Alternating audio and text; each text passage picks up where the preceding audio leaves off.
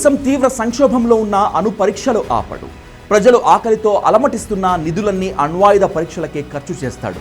America అడ్డు చెప్పిన, ఐక్యరాజ్య సమితి ఆంక్షలు విధించిన ఒక్కటంటే ఒక్క అడుగు కూడా వెనక్కి తగ్గడు. అలాంటిది పూర్తి అణు నిరాయుధీకరణ జరగాలని తన శత్రుదేశం దక్షిణ కొరియా సభ్యుడిగా ఉన్న కూటమి సంయుక్త ప్రకటన విడుదల చేస్తే, ఆ కూటమికి భారత్ అధ్యక్షత వహిస్తే, అదే ఇప్పుడు north Korea dictator Kim Jong Un ఆగ్రహానికి కారణమైంది.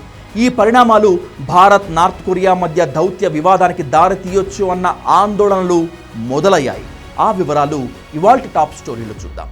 క్వాడ్, ద టీ డ్రాగన్ కంట్రీ లక్ష్యంగా ఏర్పాటైన ప్రతిష్టాత్మక పవర్ఫుల్ కూటమి. ఇందులో భారత్, అమెరికా, జపాన్, ఆస్ట్రేలియా సభ్యులు. ఈ ఏడాది కూటమికి భారత్ అధ్యక్షత వహిస్తోంది.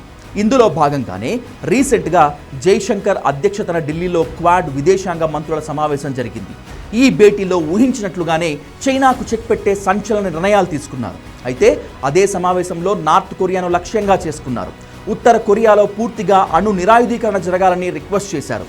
ఐక్యరాజ్య సమితి భద్రతా మండలి తీర్మానాలకు అనుగుణంగా ఉత్తర కొరియాపై ఆంక్షలు కొనసాగించాలని యుఎన్ సభ్య దేశాలను రిక్వెస్ట్ చేశారు. ఈ సంయుక్త ప్రకటనే కిమ్కు ఆగ్రహం తెప్పించింది. వెంటనే క్వాడ్ ప్రకటనపై రెస్పాండ్ అయ్యాడు. క్వాడ్ దేశాలు విడుదల చేసిన సంయుక్త ప్రకటనను ఉత్తర కొరియా ఖండించింది.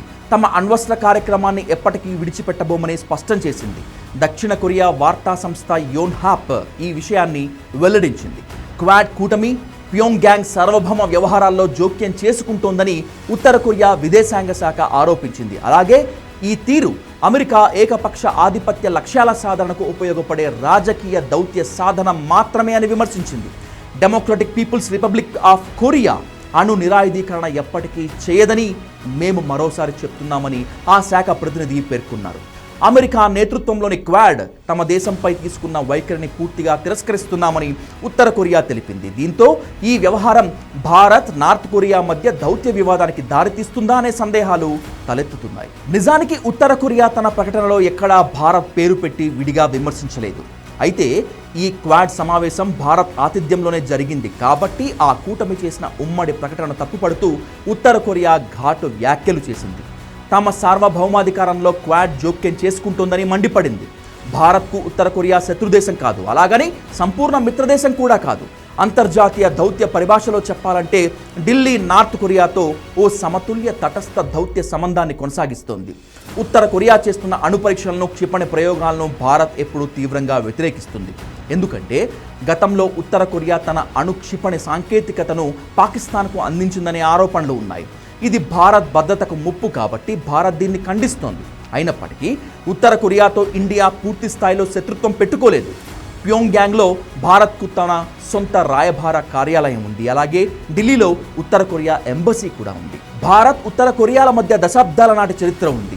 1950-53లో కొరియా యుద్ధం ముగిసిన తర్వాత ఇరు దేశాల మధ్య శాంతి స్థాపనలో, యుద్ధ ఖైదీల మార్పిడిలో భారత్ కీలక పాత్ర పోషించింది. దీన్ని ఉత్తర కొరియా ఇప్పటికీ గౌరవిస్తుంది. 1973 డిసెంబర్ 10న ఇరు దేశాల మధ్య అధికారికంగా పూర్తిస్థాయి దౌత్య సంబంధాలు ఏర్పడ్డాయి. అలీన ఉద్యమంలో ఇరు దేశాలు సభ్యులుగా ఉండేవి. ఒకప్పుడు ఉత్తర కొరియాకు భారత్ రెండో అతిపెద్ద వాణిజ్య భాగస్వామిగా ఉండేది. కానీ ఉత్తర కొరియా అణు పరీక్షల కారణంగా ఐక్యరాజ్య సమితి ఆ దేశంపై కఠినమైన ఆంక్షలు విధించింది. దీంతో భారత్ కూడా యుఎన్ ఆంక్షలను గౌరవిస్తూ ఆహారం, వైద్యం మినహా మిగిలిన వ్యాపారాలను నిలిపివేసింది. ఉత్తర కొరియా తీవ్రమైన కరవు, వరదలు ఎదుర్కొన్నప్పుడు భారత్ మానవతా దృక్పథంతో కొన్ని $1 మిలియన్ విలువైన మందులు, పప్పుధాన్యాలను సహాయంగా అందించింది. కొరియా ద్వీపకల్పంలో శాంతి నెలకొలాలని, చర్చల ద్వారానే సమస్యలు పరిష్కారం కావాలని భారత్ ఎల్లప్పుడూ కోరుకుంటుంది. భారత్ గురించి ఈ నిజం తెలుసు కాబట్టే క్వాడ్ సంయుక్త ప్రకటనపై ఆగ్రహం వ్యక్తం చేసింది తప్పితే ఎక్కడా భారత్ను స్ట్రైట్గా టార్గెట్ చేయలేదు. ఫ్యూచర్లో చెయ్యరు కూడా.